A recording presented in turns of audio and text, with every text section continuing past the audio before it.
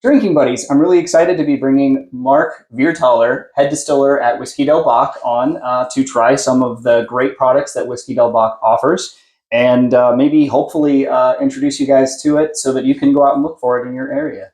I say we dive right in. Yeah, let's do it. I'm your drinking buddy. So this is kind of my favorite product that I've had from you guys, the standard Dorado. I mean, you have the classic, Of course. which is not mesquite smoked.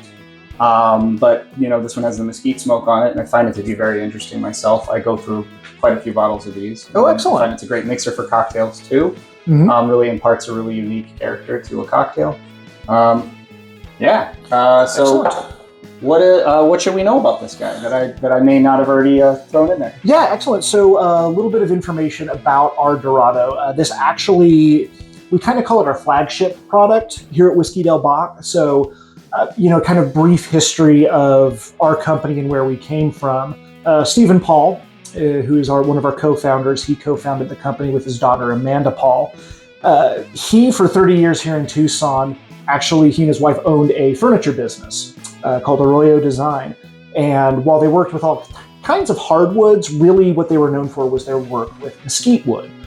Stephen particularly chose that because he liked those really hard woods, and kind of learned that, unfortunately, a lot of these are rainforest woods, which he wasn't super comfortable working with. But mesquite grows natively here in the Southwest. And it's everywhere. It's everywhere. It is this very striking, very gnarled looking wood.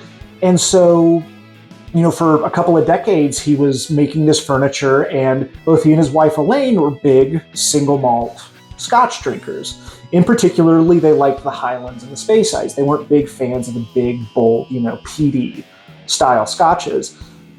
Stephen, I always say I'm contractually obligated to tell this joke. Stephen would bring the scraps of wood home from the furniture shop. They would either, use them to barbecue with or burn them in the fire pit, and the joke would be, "Oh, there goes our profits up in smoke."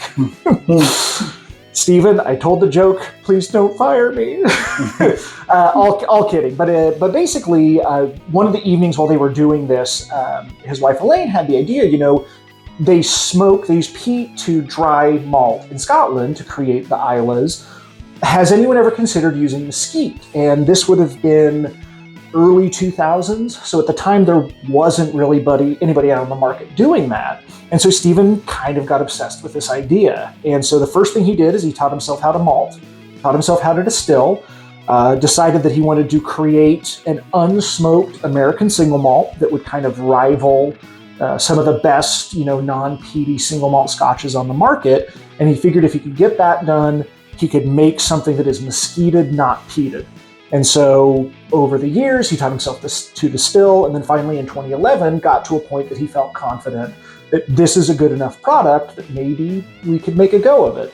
So his daughter Amanda came down from New York City where she was, and they started Whiskey Del Bac. It is a very long and roundabout way to talk about the Dorado. So while the first whiskey we ever made was our classic, our unsmoked, the Dorado was what was born out of that initial idea. And so it is produced like a traditional malt. It is a 100% malted barley product. But again, instead of getting that peat to create those really heavy kind of band-aidy iodine notes that you get from a heavily peated Scotch, we took the malt and we smoked it with mesquite wood. When we first started, interestingly enough, we actually did 100% of our own malting on site. As we grew, that wasn't quite as feasible, but right now we do actually still currently do the smoking and malting of our smoked malt on site right here in Tucson. So over the years, we've adjusted the recipe. Initially, it used to be much more aggressively mesquited. Currently, what is in this bottle and what we are currently doing is about a 60% unsmoked malt, 40% mesquited malt mash bill. That goes in, ages, and then we actually do blend it with a little bit more of the classic once it comes out of the barrel to kind of soften it. Yeah. So one of the things that made me fall in love with it, made me so interested in Whiskey Del Bac as a company before I came on as the head distiller, was this nose is so unique. Very unique. It is, again, one of those things you talk about where peat is very high in polyphenols. It has these very aggressive, again, Band-Aid, iodine. Yeah. Not everyone's into those. I will admit I am. I am a fan of a heavily, heavily peated Scotch. But mesquite smoke itself is actually higher in a chemical that's known as guaiacol. And guaiacol is much softer. It has kind of a honey-like note to it. And yeah, so one of the things that I definitely recognize is if I have, and I don't drink the peated stuff very often, but if I have something peated, I feel like that taste kind of lingers in my mouth, and I can taste it even on the next drink. Yep. Whereas this, I can have something after this, and it's not going to carry over and ruin the flavor of my next pour, which I really enjoy. Right. But yeah, I immediately get cheers. Chocolate and cigar off of it. Yeah, cigar smoke. It's kind of interesting when people will ask they've never had a mesquited American single malt before. Well, what does mesquite taste like? Well, mesquite tastes like mesquite. Like that's kind of the challenge. But it is, again, it's very honey-like, very chocolatey, and so it does create this much softer, much rounder product. Yeah, and the whiskeys that come to mind where I definitely get a mesquite note are a lot of those Texas bourbons have a mesquite note to them. Not that they have mesquite having anything to do with them. That's just a product of aging whiskey in the Southwest because it kind of tastes like mesquite a little bit. Right. But, that, certainly dialed up here we get.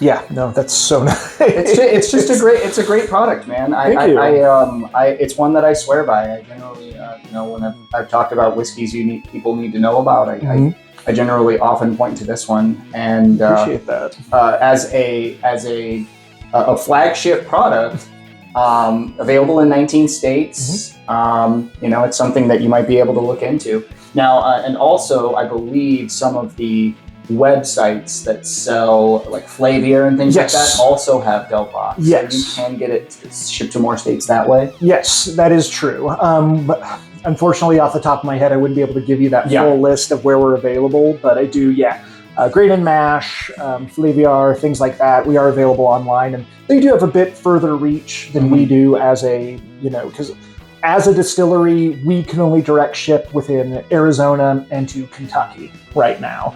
But I also encourage people to check out whiskeydelbac.com. We have a full list of who our distributors are. So if you happen to be lucky enough to be in one of the states we're in, it gives you who you can get a hold of to get your hands on a bottle. And one of the things, that we really like about this and leaning into that mesquite style is this is really born out of a love of the desert. Stephen was born in California, but he was raised here in Tucson. And it really was born of this. Mesquite is so of the Southwest. We've got some really unique flavors going on it.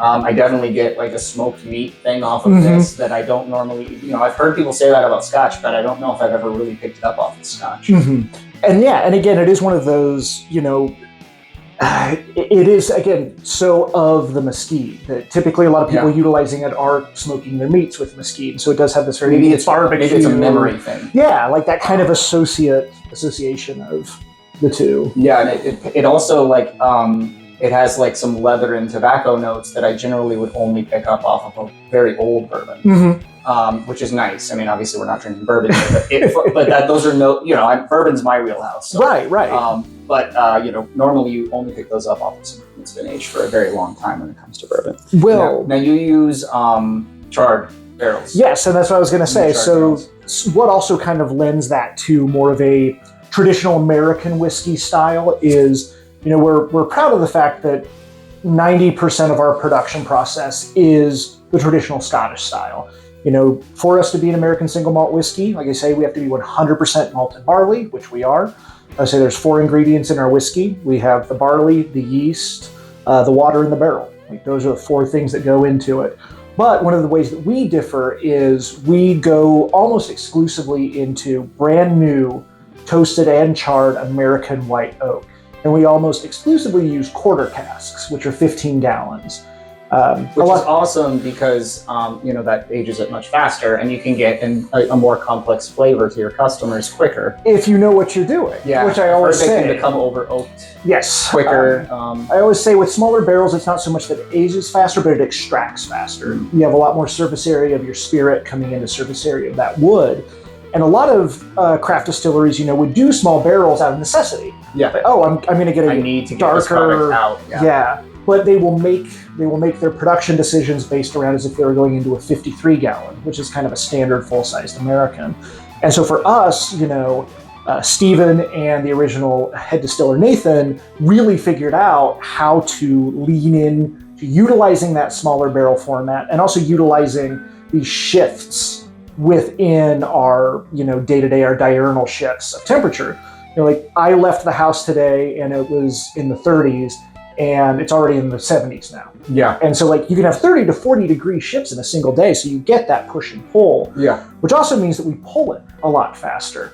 And perhaps rightfully so, there are a lot of people who kind of cringe at that and go, oh, small barrels and short age. But, I say we stand by it. We figured out how to do it. Yeah, and if the product tastes good. Exactly. And I think that bourbon fans are more likely to accept that than maybe a traditional Scotch lover, because on bourbon, there are great bourbons that are 2, 3, 4, 5 years old. Oh, yeah. And meanwhile, we're Scotch.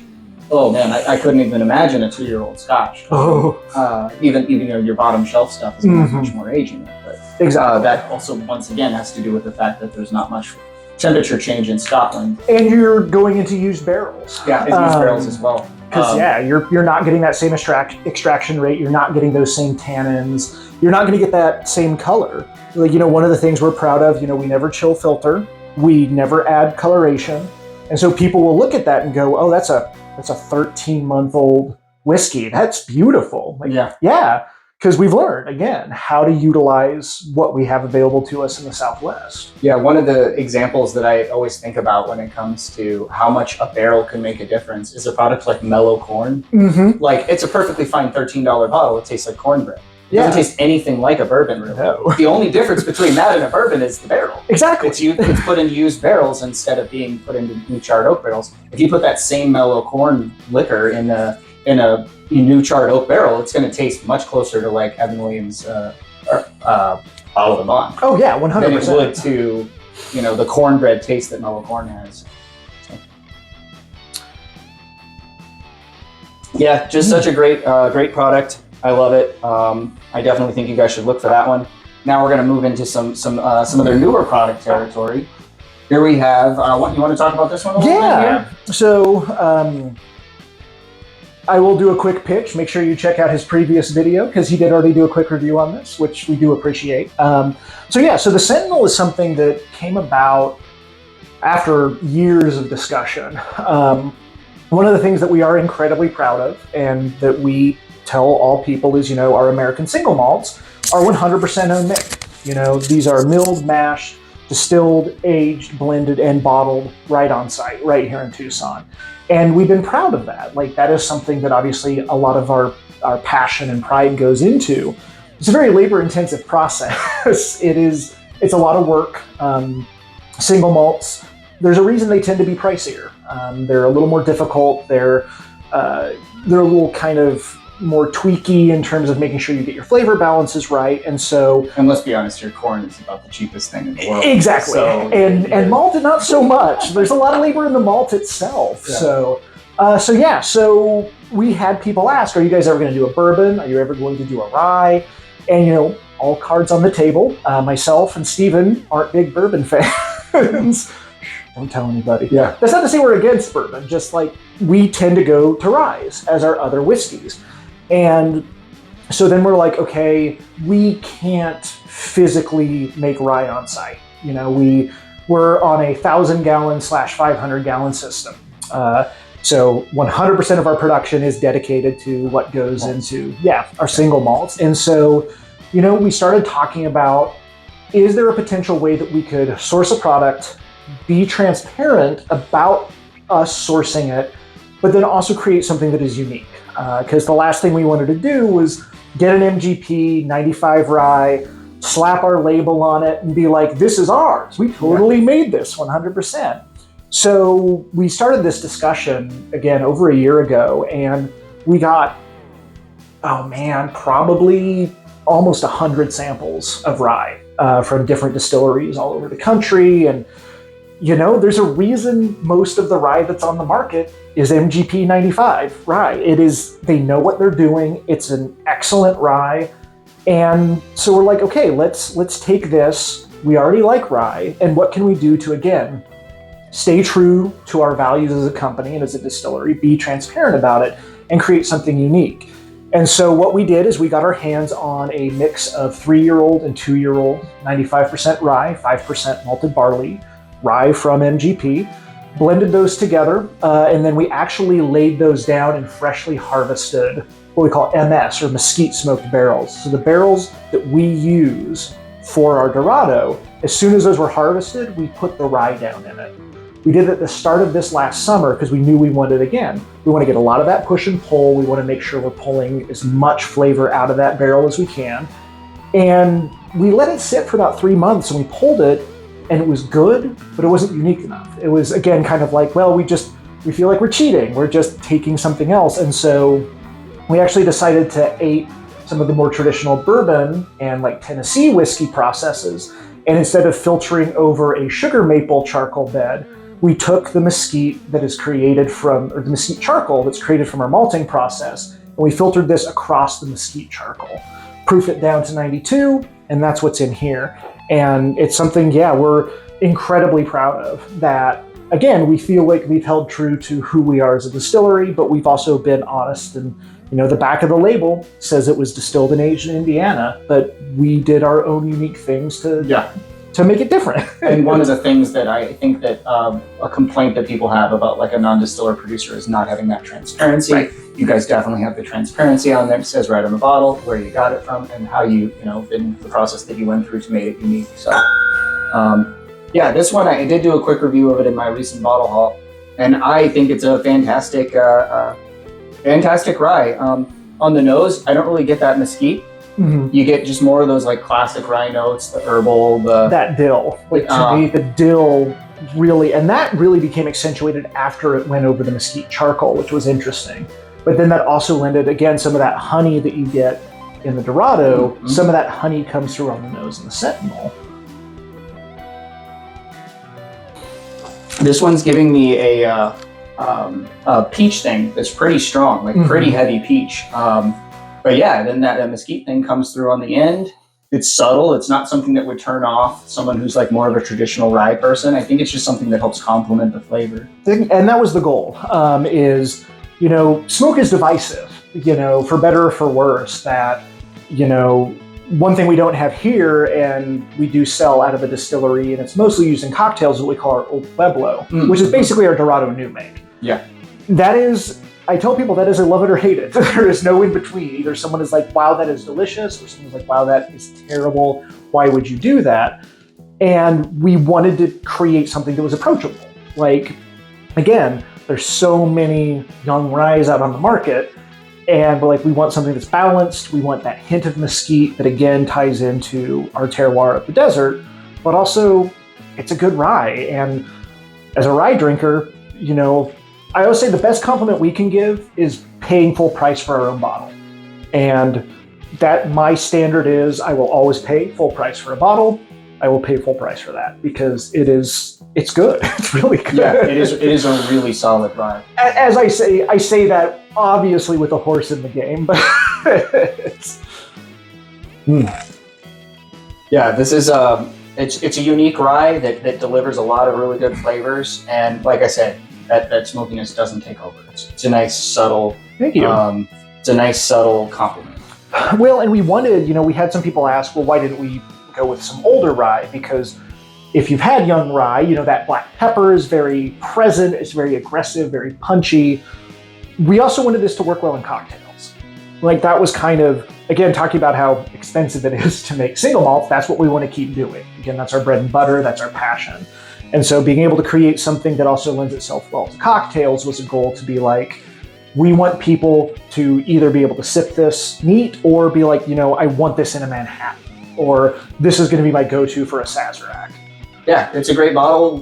Preview to hopefully you guys can get it in more states next year, and that's the goal. We started doing our Distiller's Cut series quite a few years ago, and it kind of started out as a way to showcase how we can blend, and gave us an opportunity to, as distillers, to be creative and to find unique barrel finishes, find maybe get our hands on some unique malt that can be blended, and they've been hugely, hugely popular. And so what we actually started doing for the first time ever this year is the Distiller's Cut became our Whiskey Club entry. And so it's still the same theory. It's a way for myself and our lead distiller, Dustin, and our production distillers, Abby and Raymond. It became a chance for the four of us to, again, we're really proud of our core SKUs.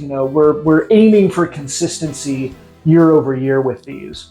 With the Distiller's Cuts, it's just a chance to be like, what can we do that's different and that's cool? And again, being a huge fan of smoke, it is still divisive. And so this one's really smoky. This one is super smoky, which I was super happy about. So this is our fall Distiller's Cut that just dropped about a month ago. And it is basically the start of our Dorado, but there are a couple of batches of 100% mesquited malt that are in there. So when you go 100% mesquited malt in a new make and into a barrel, it's aggressive and huge plumes of smoke. And mesquite is interesting because you have to be very careful, because if you overdo mesquite, it gets very astringent. And so we took some of that, we blended it with some of our standard Dorado new make, aged those in our new American quarter casks like we typically do. But this actually came about, a mentor of mine, Maggie Campbell, who is the estate manager at Mount Gay Rum now. She was doing some consulting work with Whiskey Del Bac, and we were talking about, we have this 100% mesquited malt. What do we do with it? And her recommendation was, you guys should put that in a Pinot de Charance barrel. Of course, the first question is, what's Pinot de Charance? It is a French aperitif. It's a wine aperitif that basically begins its life as a cognac eau de vie. So it's Uni Blanc grapes, and then that is distilled out into an eau de vie, blended with Uni Blanc, and it is fermented and then barrel aged. It is this very unique, kind of spicy, kind of smoky aperitif. It's difficult to get your hands on in the US. And I could be wrong on this. You may want to double check my facts, but I want to say they only exported something like 12,000 bottles of Pinot de Charance last year. Like, it is a super small, but we were able to get our hands on those barrels. And so we took that really aggressive mesquite new make, aged it, and then finished it in these Pinot de Charance barrels, which became our fall Distiller's Cut. All right. I did do a review of this. I filmed it the other day. Oh, excellent. Fresh off the crack, and went to go edit it, and left my microphone on the table over there when I recorded. So I will film another review of this. Unfortunately, it won't be my first taste. I was going to say we won't get an initial. You can hear me. I just sound like I'm 5 feet away. Yeah. The struggle of doing this as a second job. I completely understand. Again, having come from marketing and like video production, and like coming into like, I completely understand. Audio is the worst. Audio is the hardest part. Yeah. So this has got a really, really great nose. It's kind of funny because I don't feel like it might not even be as smoky as that is on the nose. Right. But on the palate, you get more of it. But on the nose, it's like really heavy to me, and like, syrupy can be a negative term, but to me, this is syrupy on the nose, but in a good way. Like, it smells heavy and rich. And one of the things that I think is really awesome about this one is it's sitting at 107 proof, right? And on this nose, I get no ethanol. Excellent. That like ethanol burn. There's nothing. There's no ethanol burn at all.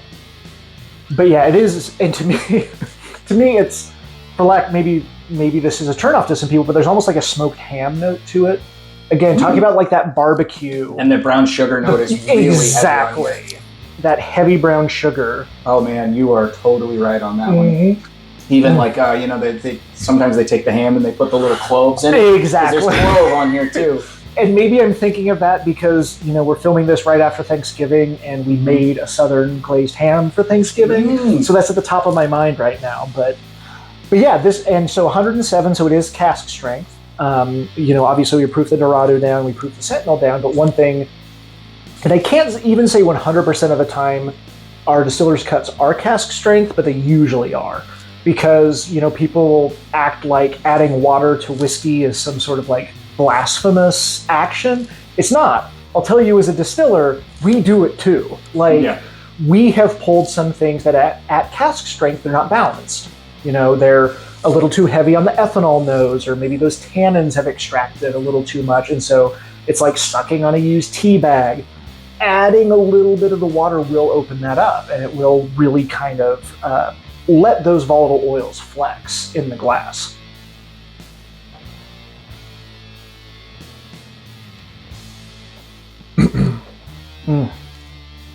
Yeah, just so much flavor. Got a great finish that just goes on for a long time. And the finish is really mesquite heavy, very smoky on the finish. Not in a bad way. Like, I will once again say that I'm not an Islay fan because I feel like those flavors are heavy and they're there. You're going to get hit with a great flavor bomb, but those flavors are things like Band-Aids and iodine. Yeah. The flavors on here are things like, barbecued ham and brown sugar and clove and the things that are really favorable. And like caramel, like just heavy caramel. And again, and I say that with a great amount of affection for heavily peated. Like, one of my favorite scotches is the Lefroy quarter cask.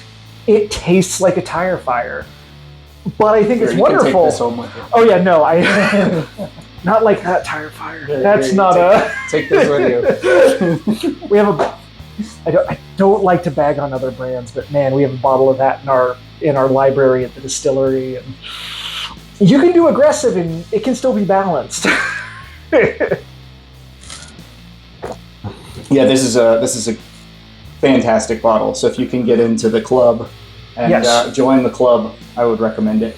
Well, and one thing that we're actually really excited about is, we're firm believers in, you should always be working to be better. It's just because, we've been lucky enough to be incredibly successful, and awards are nice because it's people telling you, your stuff is good, but you're always tasting and always adjusting. And we were so pleased with how this turned out that they're pretty much probably from now on, there's going to be a little bit of this in the Dorado moving forward. All right. Yeah, this I definitely agree with you on this one. This is when I did the review, I called it possibly the best single malt I've ever tasted. Thank you. No joke. It really is. It's really good. And the extra proof just really delivers. And I think that's one thing that is a struggle for bourbon and rye fans to get into Scotch. It's very difficult to find something at the higher proof points. If you do, it's really expensive, maybe not even that old. To find something very old in Scotch is going to be almost always younger or smaller proof. And they deliver with some really high proof stuff. So does, to shout out another great brand that's doing similar stuff, Stranahan's. Out of Colorado. They're a single malt company that also delivers some very high quality, high proof stuff. It is, and kind of to lean into that, one thing we're incredibly excited about and happy to see is we are starting to get more traction. Like, more people are starting to learn what American single malt whiskey is. And again, as someone who is also, a longtime Scotch fan, there are reasons I can understand why people who are fans of American style whiskeys don't get into it, but we're not beholden to those same regulations.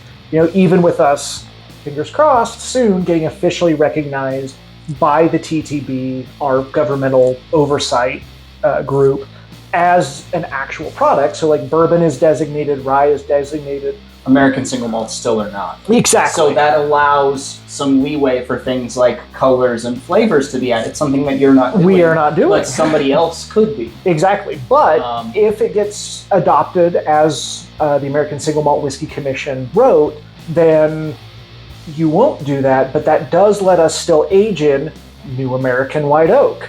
And that does let us barrel at higher and bottle at higher proofs. And so that gives some creativity. And so like Stranahan's, like I feel like us, is leaning into that, taking an American aesthetic to the single malt style.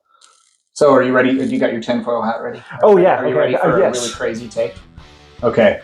So like sometime this month or next month, Jack Daniel's is launching their special edition bottle of the year. Right. And it is a single malt. Right. That is going to make single malts a much bigger category. Yeah. I think. I would believe Jack it. Daniel's is such a big power that they release something, people are going to try it. The word is going to be out there how good it is, and it is going to make people run to the stores and want to try a different single malt. That happened with the particular Japanese whiskey that I can't recall that won whiskey of the year, and then everybody's like, "Oh my god, I gotta get Japanese whiskey!" Exactly. So there's all these companies who are like, it's some cheap Scotch that we bought and we put in a barrel here in Japan for 5 minutes, and now it's Japanese whiskey. Yeah, Here exactly. you go. Hey. I know that led to a lot of people being disappointed in some products, but if you stick with things like Del Bac or Stranahan's, Balcones, Balcones, Westward, Westland. Oh yeah, Westward. I forget about Westward. Some of the what you would call the OGs of the American single malt. Yeah, if you stick with those brands, you'll be happy, and don't be so upset when you can't get that bottle of Jack Daniel's. Yeah, well, and it'll be so small release.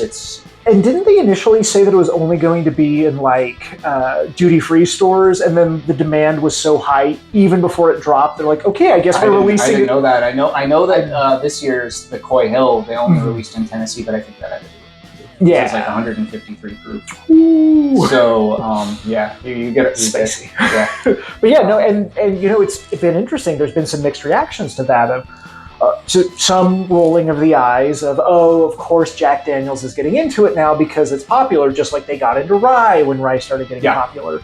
But they immediately dropped one of the best ryes ever made. Exactly. At that time. They got into rye and they're like, here you go. Here's Jack Daniel's single barrel proof rye. And I don't think that personally, I've never tasted a rye better than that. So it's so good. So I'm of the opinion that's great because it's going to draw more eyes to the category. Yeah. Making me cool. And they did drop earlier this year. They have the triple mash, which has their single malt blended into it. Right back there. But so the eyes are there. I know that Jim Beam's getting ready to do it too because they have this year's little book is a bunch of different single malts finished in different barrels. And a couple of years ago, they dropped their rice. The rice mash bill, so good. Which I'm now it's in. It's 80 proof though, but now it's in several of the 80 proof high end. I never buy it. Basil Hayden. Basil Hayden's, yeah. Yeah. Now it's in several of the Basil Hayden bottles. One of these days I'll try them, but they're 80 proof and they're like $60, and you have to hunt for them on top of that. Right. So it's a allocation. Yeah. So if they were a little higher proof, I think I would probably jump right on those. So this is a question that maybe I'm going to put you on the spot for, and so I have never been, as someone who's been distilling for 7 years now and has been in the industry for 15 and been drinking since I was 21, I've honestly never been one who's been like a high proof hound. Okay. Like I've never been one who was like, oh, this is cask strength. This is over 100 proof. My focus has been on, is it balanced? Is it good? So I kind of want to put you on the spot and others who are like that. What is it about the higher proof that is the attraction? Is it just because, whoever was distilling this tasted that and was like, this is perfect as it is, or what is it? It's a little bit of that. It's a little bit of, at those higher proof, you just get different flavors, and you do have the option of dropping a couple drops of water in there if it's something that you think might be open up a little bit with some water added to it. I personally, I believe that the two best whiskeys I've ever tasted in my life are George T. Stagg and William LaRue Weller. Yeah. And those are both, cask strength products. And I think a lot of people try to chase that. Gotcha. Personally. And that makes sense. Yeah, those two I think are the two best things I've ever tasted. it like you taste those and a light like shines on your head. Oh my! It's that it's that aha moment. Yeah. Okay. But maybe somewhat people are trying to chase that, and a lot of the higher proof stuff isn't going to deliver that. It's just not. You got to get used to that. But it's interesting from a distiller's standpoint for us. But you guys don't do anything below 92 proof. We don't. So you're already in that good. You're already in that good zone. I would say for me, I feel like whiskey begins at 90 proof. Okay. When I get something below 90 proof and it's really good, I'm usually surprised. Mm-hmm. I'm usually surprised. What's funny though is like as distillers, we get so used to tasting it straight out of the barrel, and as we're blending it, that sometimes when we taste it, even at 92, we're like, why does this taste so thin? Oh right, no, it's still at 92. Yeah. We've just been tasting everything straight out of the barrel. Yeah, and occasionally I'll see like a review online, or I will see a review of something that I straight up love, like Weller 12. I'll see a review online and people are like, people pay for this? It's so thin. And they're used to drinking Elijah Craig barrel proofs. They're used to drinking these higher proof stuff. So something like that might taste thin to them, but that's an amazing whiskey. It's so balanced. Yeah. And again, that's why I will cop as someone who is in the industry. I've never quite understood, and other than I guess maybe the cynical side of me goes, oh, you just think because there's more booze it's better. And I'm like, no, you're thinking with that efficiency mind. There's more ABV in there. Yeah, I mean, that's definitely part of it. I definitely can say I know a lot of, well, when I say like below proof, I'm talking bourbon. Below proof to me is 90, Right. But, I got this Eagle Rare store pick I got here from Total Wine. Uh-huh. This thing is like, it is like unicorn good. Oh, I don't know what it is about this thing, but it's possible to find stuff at lower proofs that are good. But generally, yeah, I tend to be with the high proof hounds. No, and I get it. It's just one of those things that always kind of struck me was, and I liked what you said about also being able to add your own water. Yeah, because that's one thing that my eyes, the longer I've been in the industry, I've opened to is, my taste is different from your taste, which is going to be different from your taste. And your taste can differ from day to day. Oh my God, yeah. So like what we put in the bottles is what we've agreed on. This is what we think is the best, but that doesn't mean that's what you would think. Which I think is kind of a perfect segue into the Ode to Islay, which is what we have here. So also like the Fall Distiller's Cut, very smoky. Again. So for, I want to say the past 5 or 6 years, we've done what we've called our winter release. The winter release was our Ode to Islay. It was our love letter to those heavily peated scotches. This is our heavily mesquited single malt. And it goes in at 110 proof, so 55% ABV. And we actually chose that because at 100 it was too thin. At coming out of the cask, it was way too astringent, way too bitey. But we've kind of learned, now that I'm saying that, let me double check. That's fine. Okay, cool. That's what I thought. I'm like, this is the second year we've done it at the 55%, 110. And last year's release won several awards. Yes, we got several golds for last year's release. And so that's what is in this bottle, is what used to be the winner. And gold, by the way, too. Yes. I have heard, now you can correct me on this one, I have heard that if you see bronze on a bottle, that often means, like, let's say 100 whiskeys enter into this category, like 95 of those might get a bronze award. Yeah. Because that's just the way whiskey awards go. Well, and it is, and it's so subjective. Like, it's kind of interesting because... These darn millennials and their participation participation. Oh, wait, I'm a millennial. Cheers to that, but... So yeah, one thing that I think coming in from the Fall Distillers, which again is very smoked, this is a different nose. It's not that heavier, more sugary nose. It's, to me, much more on the smoke end, much brighter. Maybe I'm wrong on that, but... Yeah, I mean, the nose on this is smokier than this one. But that doesn't mean that that'll carry forward more on the flavor, because this was super smoky. And I only tried this the once at the distillery. Oh, that's right, yeah. I haven't tried it since.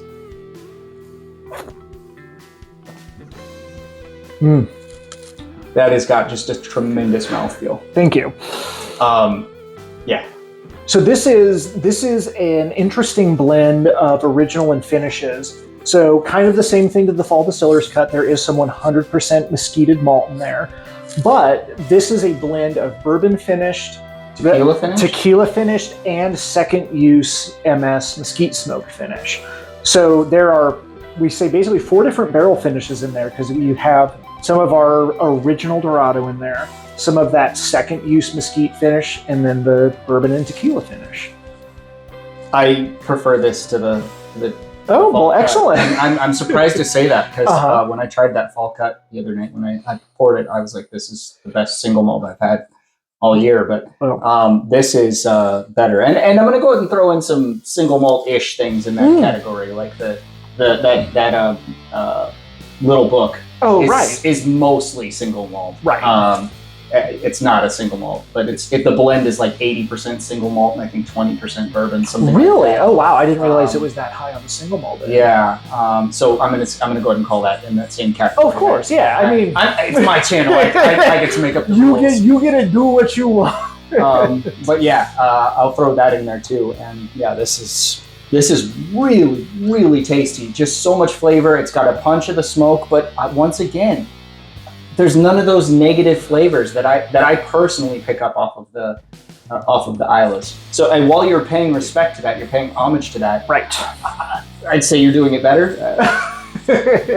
Shh, don't tell the people in Scotland that. You're gonna get us in trouble. I generally say the Scottish don't even know how to spell whiskey, but I believe that you guys spell it right. We know how to spell whiskey. We spell it like the Americans and like the Irish do. So people who are familiar with Whiskey Del Bac, this is what was our winter release. But this also folds into what we call our global cask collection, which also just started this year. So in April, we dropped our Frontera. Was very good. Thank a friend you. of mine got it for his birthday. I didn't buy a bottle at the time. He got it for his birthday. I tried it later, and then I regretted not buying a bottle because it was really tasty. It will drop again in April. Okay. So every April from here on out, the Frontera drops, which is our Pedro Jimenez finish. And specifically the sweeter end of the Pedro Jimenez, because while most people associate PX with that really aggressive raisin sherry, you can actually get some drier PX sherries out there. But again, wanting to complement kind of those, dark chocolate and stone fruit notes, we go with the sweeter end of the PX. For the longest time, I would avoid anything that said sherry finish on the bottle because I thought I didn't like sherry finish. And then I realized I just don't like Scotch. Oh, well, there you go. I mean, it's not that I don't like Scotch, I just prefer other whiskey categories to it. Well, and, I will, you ask 100 distillers, you get 100 different opinions, but I will beat that drum of there are too many whiskey producers out there across the globe who over-finish. Like, what you should be focused on is you should let your core product shine through, and the finish is exactly that. It's that little sparkle. I have tasted a few of those Thomas S. Moore. They put the finish on those. It's like 2 years, which to me is way too much. It doesn't even taste like the original product. Exactly. It doesn't even taste like bourbon. Well, our summer. I'll give another example. And every time I mention this, I usually get a negative comment. Go ahead and leave me a negative comment below. I'm a big barrel fan, but barrel seagrass is one that I'm not a huge fan of. That is a really popular product. And that is a controversial statement to say you're not a fan of seagrass. It loses its wryness when you're putting it in these really unique barrels, and maybe possibly sitting in them for a long time.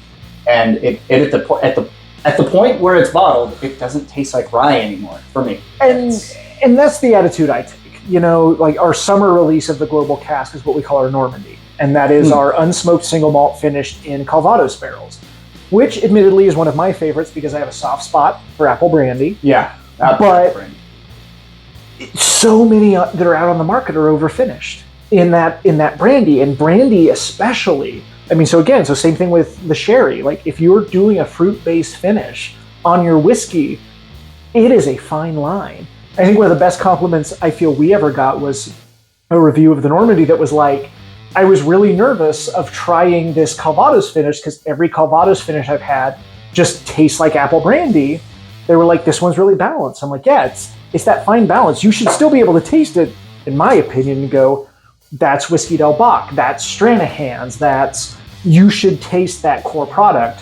We're just it's got a little extra on it. Yeah, and I would definitely say that I think that one of the things that is the strength of this line of whiskeys we've drank today is delivering uniqueness, but also not, hitting that person over the head with it. Mm-hmm. Mesquite is present in all of these, and it's not to the point of taking over. It's not to the point of it becomes something else. It's not to the point where it's completely lost its intention. And that's definitely something that I experience off of this brand. I think that this right here is something that I think that every whiskey fan should try. And if you can find any of these other ones, I definitely think you should try them. Yeah, thank you so much. And again, obviously, super allocated. Yeah, very small. A little more allocated, but the good news is the response has been so good, we're expanding. Yeah, and I have a very huge community here in Tucson. So if you're watching this video and you're not in Tucson and you're like, why are they highlighting this stuff I can't get? Which I often get. I have a very loyal subscriber in Australia. That's awesome. Sorry. But we're working on it, I promise. We